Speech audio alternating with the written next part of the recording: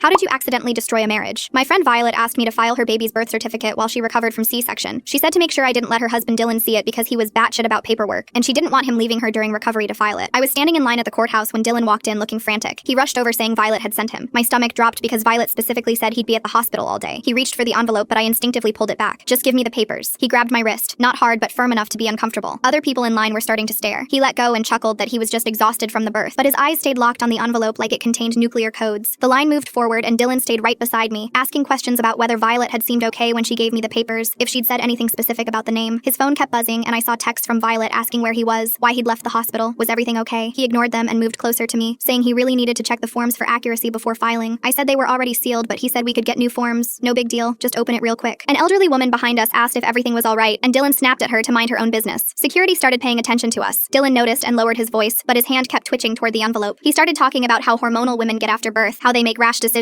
how Violet wasn't thinking clearly. The way he said it made my skin crawl. When we got closer to the window, Dylan tried bargaining with me. He offered me $100 just to let him peek at the form. When I said no, he offered $500, then $1,000. His desperation was scary because I couldn't understand why the name mattered so much unless he already suspected something. He kept saying, "We agreed on Luna. We've been calling her Luna for months. The nursery has Luna painted on the wall." Then he tried a different approach, pulling up photos on his phone of a beautifully decorated nursery with Luna spelled out in wooden letters above the crib. "Look what I built for her," he said, his voice breaking. "I spent 3 months on that room. The moon and stars I painted by hand. You're going to let her destroy our family over some postpartum crazy decision?" When I still wouldn't give him the envelope, he actually dropped to his knees right there in line, grabbing my hand, begging me to just let him see it, saying he was her father and had rights. People were filming us with their phones now. At the window, Dylan tried to step in front of me, but I was already handing the envelope to the clerk. Dylan was saying something about being the father, needing to verify information, but the clerk had already opened it and was reading. "Baby girl, born yesterday, mother Violet Torres, father Dylan Torres," she read, then paused at the name line. Her eyebrows went up slightly. Dylan leaned over the counter trying to see. "What's her name?" "We agreed on Luna. Luna Marie Torres." But the clerk was frowning, looking between the paper and Dylan. I could see Violet had filled it out in her distinct handwriting, the purple ink she always used. Dylan was getting agitated, his voice rising, demanding to know what his daughter's name was. Other people were backing away from us. The clerk asked Dylan to confirm he was the father, and he pulled out his ID, his hands shaking now. She looked at it, then at the paper again, then at me with this expression like she'd seen this drama before. "Ma'am, did the mother fill this out herself?" I nodded. Dylan was practically climbing over the counter now trying to see the paper. Security was starting to move toward us, hands on their radios. "Just tell me what name she wrote," Dylan pleaded, and there was something desperate in his voice that made me realize Violet hadn't just been worried about him wanting to do paperwork. She'd been hiding something specific. The clerk looked at me like she was asking permission, and I didn't know what to do, so I just shrugged. She turned the paper toward Dylan so he could read it, and I watched his face go from red to white to red again. His whole body went rigid. He stood there staring at the paper for what felt like forever, not moving, not even breathing. Then he made this sound like an animal in pain. The security guard stepped closer. Dylan's hands clenched into fists, and he turned to look at me with pure rage in his eyes. "Levi," he said, his voice deadly quiet. "She named our daughter Levi." He turned to me slowly. "That's her ex-boyfriend's name, the one who died last year. The one she told me meant nothing to her." His fist went through the wall beside my head as he screamed, "She's still in love with him." Full story.